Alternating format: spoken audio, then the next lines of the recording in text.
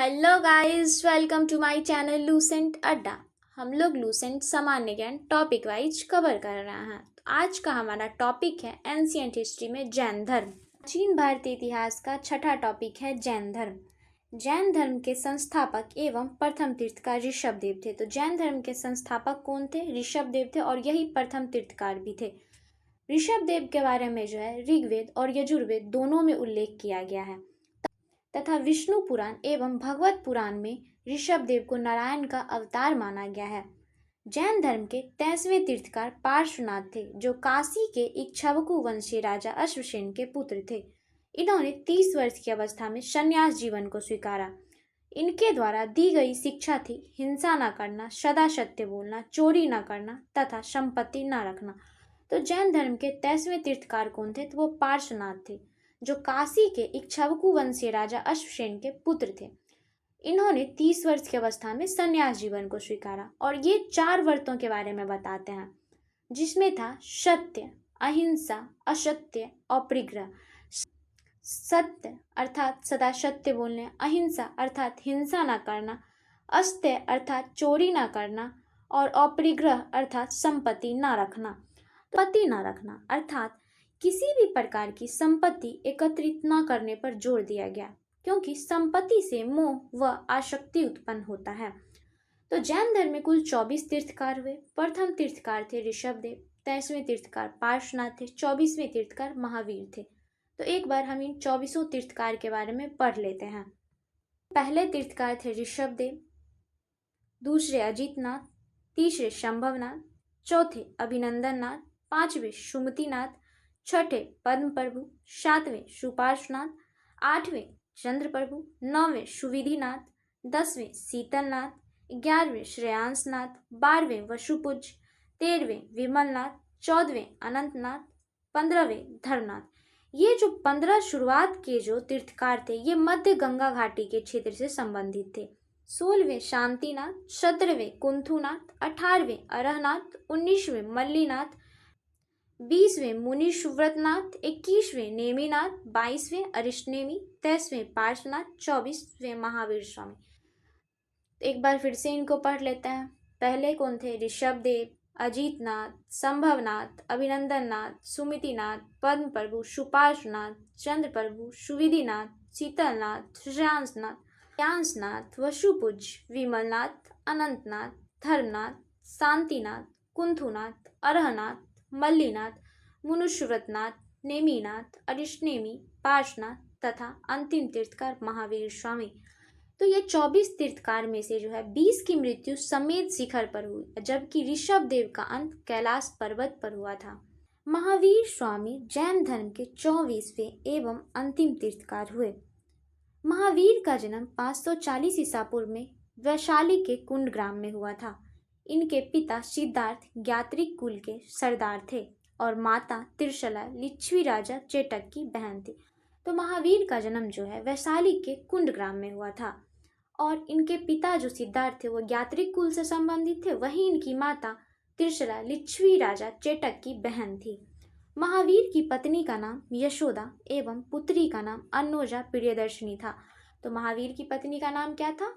यशोदा था, तथा इनकी पुत्री का नाम अन्नोजा प्रियदर्शिनी था। महावीर के बचपन का नाम वृद्धमान था। इन्होंने 30 वर्ष की उम्र में माता पिता की मृत्यु के पश्चात अपने बड़े भाई नंदीवर्धन से अपने बड़े भाई नंदीवर्धन से अनुमति लेकर संन्यास जीवन को स्वीकारा था। 12 वर्षों की कठिन तपस्या के बाद महावीर को जृंभिक के समीप त्रिजुपल्लिका नदी के तट पर साल वृक्ष के नीचे तपस्या करते हुए संपूर्ण ज्ञान का बोध हुआ। तो किस नदी के किनारे महावीर को ज्ञान की प्राप्ति हुई? तो वो त्रिजुपल्लिका नदी के किनारे। इसी समय जो महावीर को उपाधियां दी गई, अर्थात जिन मतलब विजेता। तो विजेता किस चीज का विजेता? युद्ध का विजेता या किसी और चीज से संबंधित विजेता? तो महावीर को यह उपाधि इनके समस्त इंद्रियों को जीतने के कारण महावीर को जिन अर्थात विजेता की उपाधि दी गई थी। अरहत अर्थात पूज्य, और निग्रंथ अर्थात बंधनहीन कहला, अर्थात हर बंधन से मुक्त। महावीर ने अपना उपदेश प्राकृत अर्धमगधी भाषा में दिया था। तो इन्होंने अपना उपदेश किस भाषा में दिया था? तो प्राकृत भाषा में दिया था। महावीर के अनुयायियों को मूलतः निग्रंथ कहा जाता था। इनके अनुयायियों को क्या कहते थे? निर्ग्रंथ कहते थे। महावीर के प्रथम अनुयायी इनके दामाद जामिल बने, जो इनकी पुत्री अन्नोजा प्रियदर्शनी के पति थे। प्रथम जैन भिक्षुणी नरेश दधिवाहन की पुत्री चंपा थी। तो प्रथम जैन भिक्षुणी नरेश दधिवाहन की पुत्री चंपा थी। महावीर ने अपने शिष्यों को 11 गंधरों में विभाजित किया था। तो महावीर ने अपने शिष्यों को कितने गंधरों में विभाजित किया? 11। आर्य सुधर्मा अकेला ऐसा गंधर्व था जो महावीर की मृत्यु के बाद भी जीवित रहा और जो जैन धर्म का प्रथम थेरा या मुख्य उपदेशक हुआ। बाकी जो 10 गंधर्व थे वो महावीर की मृत्यु के बाद समाप्त हो गए, लेकिन आर्य सुधर्मा एक ऐसा गंधर्व था जो इनकी मृत्यु के पश्चात भी जीवित रहे। स्वामी महावीर के भिक्षुणु संघ की प्रधान चंदना थी। तो भिक्षुणी कहते किसको है? तो भिक्षुणी वो होते थे जैसे एक महिला जो जैन भिक्षु है, जो एक मठवासी जीवन जीती है और जैन समुदाय का हिस्सा है, इसी को भिक्षुणी कहते थे। हम लोगों ने पढ़ा कि महावीर स्वामी का जन्म 540 ईसा पूर्व में वैशाली के कुंड ग्राम में हुआ था तथा इनकी मृत्यु जो है 468 ईसा पूर्व में अर्थात 72 वर्ष की अवस्था में पावपुरी नामक स्थान पर हुई थी। तो इनका जन्म कहाँ हुआ था? वैशाली के कुंड ग्राम में, और इनकी मृत्यु पावापुरी नामक स्थान पर हुई थी। प्रमुख जैन तीर्थकार और उनके प्रतीक चिन्ह। जैन तीर्थकार के नाम एवं क्रम तथा उनके प्रतीक चिन्ह। ऋषभदेव जैन धर्म के प्रथम तीर्थकार जिनका प्रतीक चिन्ह सांड था। अजितनाथ द्वितीय तीर्थकार जिनका प्रतीक चिन्ह हाथी था। शंभवनाथ तृतीय तीर्थकार जिनका प्रतीक चिन्ह घोड़ा था। संपार्श्वनाथ सप्तम तीर्थकार जिनका प्रतीक चिन्ह स्वास्तिक था। शांतिनाथ 16वां तीर्थकार जिनका प्रतीक चिन्ह हिरण था। अरनाथ 18वां तीर्थकार जिनका प्रतीक चिन्ह मीन था। नामी 21वां तीर्थकार जिनका प्रतीक चिन्ह नीलकमल था। अरिष्टनेमी 22वें तीर्थकार थे जिनका प्रतीक चिन्ह शंख था। पार्श 23वें तीर्थकार जिनका प्रतीक चिन्ह सर्प था। महावीर 24वें तीर्थकार जिनका प्रतीक चिन्ह सिंह था। तो एक बार इन्हें फिर से हम लोग पढ़ते हैं। ऋषभदेव का सांड, अजितनाथ का हाथी, शंभव का घोड़ा, संपार्श्वनाथ का स्वास्तिक, शांतिनाथ का हिरण, नाथ का मीन, नामी का नीलकमल, अरिष्टनेमी का प्रतीक चिन्ह शंख, पार्श का सर्प, महावीर स्वामी का प्रतीक चिन्ह सिंह था। 2 जैन तीर्थकारों ऋषभदेव एवं अरिष्टनेमी के नामों का उल्लेख ऋग्वेद में मिलता है। 2 जैन तीर्थकार प्रथम ऋषभदेव और 22वें तीर्थकार अरिष्टनेमी के नामों का उल्लेख ऋग्वेद में मिलता है। अरिष्टनेमी को भगवान कृष्ण का निकट संबंधी माना गया है, अर्थात भाई माना गया है। लगभग 300 ईसा पूर्व में मगध में 12 वर्षों का भीषण अकाल पड़ा, जिसके कारण भद्रबाहु अपने शिष्यों सहित कर्नाटक चले गए, किंतु कुछ अनुयायी स्थूलभद्र के साथ मगध में ही रुक गए। भद्रबाहु के वापस लौटने पर मगध के साधुओं से उनका गहरा मतभेद हो गया, जिसके परिणाम स्वरूप जैन मत श्वेतांबर एवं दिगंबर नामक 2 संप्रदायों में बट गया। स्थूलभद्र के शिष्य श्वेतांबर श्वेत वस्त्र धारण करने वाले एवं भद्रबाहु के शिष्य दिगंबर नग्न रहने वाले कहलाएं। तो हुआ क्या था? 300 ईसा पूर्व के करीब मगध में 12 वर्षों का भीषण अकाल पड़ा। स्थूलभद्र जो है वो अपने अनुयायी के साथ मगध में ही रह गए, अर्थात उत्तर भारत में ही, तथा भद्रबाहु जो है इस अकाल के समय अपने अनुयायी के साथ दक्षिण भारत की ओर कर्नाटक की ओर चले गए। जब भद्रबाहु वापस लौट के आए तो स्थूलभद्र एवं भद्रबाहु के अनुयायी के बीच मतभेद हो गया, मतलब दोनों में उनकी विचारधाराओं को लेकर के मतभेद हो गया। मतभेद होने के परिणाम स्वरूप यह हुआ क्या कि जैन धर्म 2 संप्रदायों में विभक्त हो गया। भद्रबाहु के अनुयायी दिगंबर कहलाए, वहीं स्थूलभद्र के अनुयायी श्वेतांबर कहलाएंगे। दिगंबर एवं श्वेतांबर के बीच आखिर में अंतर क्या था? तो भद्रबाहु के अनुयायी दिगंबर ये 5 निग्रहों का पालन करते थे, यथा सत्य, अहिंसा, अस्तेय, अपरिग्रह एवं ब्रह्मचर्य। और श्वेतांबर स्थूलभद्र के अनुयायी केवल 4 निग्रह का पालन करते थे। सत्य, अहिंसा, अस्तेय, अपरिग्रह, ब्रह्मचर्य का पालन नहीं करते थे। तो स्थूलभद्र के अनुयायी जो हैं वो ब्रह्मचर्य का पालन नहीं करते थे। अस्त जीवन में रह करके भी स्थूलभद्र के संप्रदाय श्वेतांबर के अनुयायी हो सकते थे। संप्रदाय 6 अनंत पदार्थों का अस्तित्व प्रकट करती है, अर्थात दिगंबर संप्रदाय जो है 6 अनंत पदार्थों का अस्तित्व प्रकट करती है। उसमें कौन कौन से थे? तो आत्मा अर्थात जीव, पदार्थ अर्थात पुद्गल, अंतरिक्ष अर्थात आकाश, गति अर्थात धर्म, स्थिरता अर्थात अधर्म तथा समय अर्थात काल। वहीं स्थूलभद्र के श्वेतांबर संप्रदाय के लोग जो थे, समय अर्थात काल को छोड़कर 5 अनंत पदार्थ का अस्तित्व स्वीकार करते थे। तो वो कौन कौन से थे? आत्मा, पदार्थ, अंतरिक्ष, गति एवं स्थिरता। दिगंबर संप्रदाय के लोगों का यह मानना था कि महिलाएं तीर्थकार नहीं हो सकती है। वहीं श्वेतांबर संप्रदाय के लोग महिलाएं भी तीर्थकार हो सकती है इसे मानते थे। और दिगंबर ये मानते थे कि महावीर ने विवाह नहीं किया, वहीं श्वेतांबर मानते थे कि महावीर ने विवाह किया तथा उन्हें संतान भी थी। और दिगंबर मानते थे कि 19वें तीर्थकार मल्लीनाथ पुरुष थे, वहीं श्वेतांबर मानते थे कि मल्लीनाथ स्त्री थी। दिगंबर संप्रदाय का कहना था कि मूल जैन आगम ग्रंथ खो चुका है।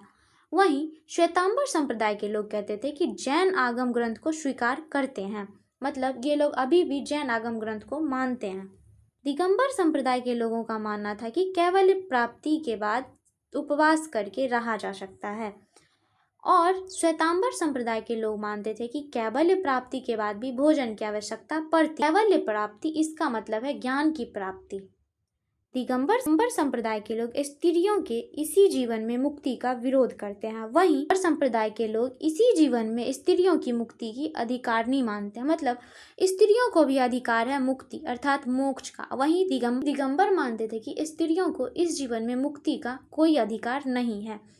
दिगंबर संप्रदाय के लोग सफेद वस्त्र नहीं पहनते हैं क्योंकि इसे निर्वाण मोक्ष बाधक मानते थे। दिगंबर संप्रदाय के जो लोग थे वे श्वेत वस्त्र नहीं पहनते थे। उनको लगता था कि निर्वाण अर्थात मोक्ष प्राप्ति में जो है ये बाधा उत्पन्न करते हैं। सफेद वस्त्र पहनते हैं तथा इसे निर्वाण मोक्ष में बाधक नहीं मानते हैं। ये श्वेतांबर संप्रदाय के लोगों का मानना था। एक बार इनको फिर से पढ़ लेते हैं। दिगंबर और श्वेतांबर के बीच अंतर। ये 5 निग्रहों का पालन करते थे। ये ब्रह्मचर्य को छोड़ के 4 निग्रह का पालन करते थे। 6 अनंत पदार्थों का अस्तित्व प्रकट करते हैं। ये समय काल को छोड़कर 5 अनंत पदार्थ का अस्तित्व स्वीकार करते हैं। दिगंबर संप्रदाय के लोग मानते थे कि महिलाएं तीर्थकार नहीं हो सकती, अर्थात केवल पुरुष ही तीर्थकार हो सकते थे, जबकि श्वेतांबर संप्रदाय के लोग मानते थे कि महिलाएं भी तीर्थकार हो सकती थी। महावीर ने विवाह नहीं किया था, ये दिगंबर संप्रदाय के लोग मानते थे, जबकि श्वेतांबर संप्रदाय के लोग यह मानते थे कि महावीर ने विवाह किया है तथा उन्हें संतानें भी थी। दिगंबर संप्रदाय के लोग 19वें तीर्थकार मल्लीनाथ पुरुष थे ये मानते थे, जबकि श्वेतांबर संप्रदाय के लोग यह मानते थे कि मल्लीनाथ स्त्री थी। दिगंबर संप्रदाय के लोग का कहना था कि मूल जैन आगम ग्रंथ खो चुका है। वहीं श्वेतांबर संप्रदाय के लोग का मानना था कि जैन आगम ग्रंथ को स्वीकार करते हैं। वहीं श्वेतांबर संप्रदाय के लोग मानते हैं कि कैवल्य प्राप्ति के बाद भी भोजन की आवश्यकता पड़ती है। दिगंबर संप्रदाय के लोग स्त्रियों के इसी जीवन में मुक्ति का विरोध करते हैं, जबकि श्वेतांबर संप्रदाय के लोग इसी जीवन में स्त्रियों की मुक्ति की अधिकारनी मानते हैं, अर्थात उन्हें भी अधिकार है। दिगंबर संप्रदाय से संबंधित लोग सफेद वस्त्र नहीं पहनते हैं क्योंकि इसे निर्वाण अर्थात मोक्ष में बाधक मानते थे। वहीं श्वेतांबर संप्रदाय के लोग श्वेत वस्त्र पहनते थे तथा इसे निर्वाण मोक्ष में बाधक नहीं मानते थे। जैन संगतियां थी क्या, अर्थात संगतियां कहते किसको हैं? तो जैन संगति का अर्थ है जैन धर्म से जुड़े सम्मेलनों या महासभाओं का आयोजन, जिनका उद्देश्य महावीर और पूर्ववर्ती तीर्थकारों की शिक्षाओं को संकलित करना, संरक्षित करना और जैन धर्म ग्रंथों को संहिताबद्ध करना, अर्थात ऐसा सम्मेलन जिसमें जैन धर्म के बारे में बताया जाता है उसे ही जैन संगतियां कहते हैं। प्रथम संगति जो है 300 ईसा पूर्व में पाटलिपुत्र नामक स्थान पर, जिसके अध्यक्ष स्थूलभद्र थे। वहीं द्वितीय संगति का आयोजन 512 ईस्वी में गुजरात के बल्लवी नामक स्थान पर हुआ था, जिसके अध्यक्ष क्षमाश्रवण थे। प्रथम जैन संगति का आयोजन कहाँ हुआ था? पाटलिपुत्र में, जिसके अध्यक्ष स्थूलभद्र थे। का आयोजन गुजरात के बल्लवी में हुआ था, जिसके अध्यक्ष क्षमाश्रवण थे। जैन धर्म के त्रिरत्न है। पहला सम्यक दर्शन अर्थात सही विश्वास, दूसरा सम्यक ज्ञान अर्थात सही ज्ञान और तीसरा सम्यक आचरण अर्थात सही आचरण। त्रिरत्न के अनुशीलन में निम्न 5 महाव्रतों का पालन अनिवार्य है: अहिंसा, सत्यवचन, अस्तेय, अपरिग्रह एवं ब्रह्मचर्य। इनमें से जो है 4 महाव्रत तो पार्श्वनाथ के ही द्वारा तथा 5वां महावर्त ब्रह्मचर्य महावीर स्वामी के द्वारा जोड़ा गया था। जैन धर्म के 4 वरों शिक्षा, अन्न, चिकित्सा और आवास के सिद्धांत ने इसे लोकप्रिय बनाने में मदद की। जैन धर्म में ईश्वर की मान्यता नहीं है, अर्थात जैन धर्म के लोग न वेदों में विश्वास रखते हैं न भगवान में विश्वास रखते हैं। ये नास्तिक थे तथा ये कर्म में विश्वास रखते हैं, पुनर्जन्म एवं आत्मा में इनका विश्वास था। जैन धर्म में आत्मा की मान्यता है। जैनियों के अनुसार जीव अर्थात आत्मा न केवल मनुष्यों व पशु पक्षियों में वरन पेड़ पौधे, पत्थरों व जल में भी पाया जाता है। तो जैन धर्म का मानना था कि सभी जीवों में जो है आत्मा का निवास होता है। जैन धर्म के अनुसार सृष्टि का निर्माण जीव तथा अजीव नामक 2 मूल तत्वों से हुआ है। जीव चैतन तत्व हैं और अजीव अचेतन जड़ तत्व, जैसे पुद्गल, काल, आकाश, धर्म व अधर्म। तो अचेतन क्या क्या है? अचेतन में पदार्थ, समय, आकाश, धर्म व अधर्म, ये सब जो है अचेतन तत्व हैं। महावीर पुनर्जन्म एवं कर्मवाद में विश्वास रखते थे। जैन धर्म के सप्तभंगी ज्ञान के अन्य नाम श्यातवाद एवं अनेकतावाद है, जो जैन धर्म का मौलिक सिद्धांत है। तो जैन धर्म ने अपने आध्यात्मिक विचारों को सांख्य दर्शन से ग्रहण किया था। धर्म में अपने आध्यात्मिक विचारों को कहाँ से ग्रहण किया था? तो सांख्य दर्शन से ग्रहण किया था। जैन धर्म को मानने वाले राजा थे उज्जैनी वंद राजा, चंद्रगुप्त मौर्य, कलिंग नरेश खारीवेल, राष्ट्रकूट राजा, अमोघ वर्ष, चंदेल शासक। तो जैन धर्म को मानने वाले राजा कौन कौन से थे? तो जैन धर्म को मानने वाले राजा कौन कौन से थे? उज्जैनी वंद राजा, चंद्रगुप्त मौर्य, कलिंग नरेश खारवेल, राष्ट्रकूट राजा, अमोघ वर्ष और चंदेल शासक। मैसूर के गंग वंश के मंत्री चामुंड के प्रोत्साहन से कर्नाटक के श्रवणबेलगोला में 10वीं शताब्दी के मध्य भाग में विशाल बाहुबली की मूर्ति अर्थात गोमतेश्वर की मूर्ति का निर्माण किया गया। गोमतेश्वर की प्रतिमा कायोत्सर्ग मुद्रा में है। तो गोमतेश्वर की प्रतिमा किस मुद्रा में है? तो कायोत्सर्ग मुद्रा में है। महावीर तपस्या की इस मुद्रा में वो अपनी चारों ओर के वातावरण से अनभिज्ञ है, मतलब उनके चारों ओर क्या हो रहा है उन्हें बिल्कुल भी ज्ञान नहीं है। उनके पैरों में सांप लेटे हुए हैं तथा चींटियों ने मिट्टी के घरौंदे बना दिए हैं। यह मूर्ति 18 मीटर ऊंची है एवं एक ही चट्टान को काटकर बनाई गई है। यह मूर्ति कितनी मीटर ऊंची है? तो 18 मीटर ऊंची है। तथा यह मूर्ति है किस स्थान पे? तो ये किस जगह पे? ये मूर्ति जो है अर्थात गोमतेश्वर की मूर्ति जो है कर्नाटक के श्रवणबेलगोला में स्थित है। खजुराहो में जैन मंदिरों का निर्माण चंदेल शासकों के द्वारा किया गया था। खजुराहो में जो है जैन मंदिर का निर्माण किसके द्वारा किया गया? चंदेल शासकों के द्वारा किया गया था।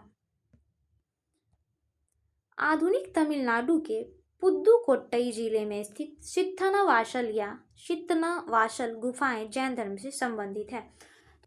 तो तमिलनाडु के पुदुकोट्टई जिले में जो है सित्तनवासल गुफाएं जैन धर्म से संबंधित है। मौर्योत्तर युग में मथुरा जैन धर्म का प्रसिद्ध केंद्र था। तो किस युग में जो है मथुरा जैन धर्म का प्रसिद्ध केंद्र था? तो वो मौर्योत्तर युग में था। मथुरा कला का संबंध जैन धर्म से है। जैन तीर्थकारों की जीवनी भद्रबाहु द्वारा रचित कल्पसूत्र में है। तो भद्रबाहु द्वारा रचित कल्पसूत्र में किसकी जीवनी है? तो जैन तीर्थकारों की जीवनी है। 72 वर्ष की आयु में महावीर की मृत्यु, जिसे निर्वाण कहा जाता था, 468 ईसा पूर्व में बिहार राज्य के राजगीर के पावापुरी नामक स्थान पर हुई थी। मल्ल राजा सृष्टिपाल के राजप्रसाद में महावीर स्वामी का निर्वाण प्राप्त हुआ था। So guys thanks for watching this video. अगर वीडियो अच्छा लगा हो तो चैनल को सब्सक्राइब करें, लाइक कर दें तथा बेल आइकन को प्रेस कर दें ताकि लूसेंट अड्डा का नोटिफिकेशन सबसे पहले आपके पास पहुंच सके।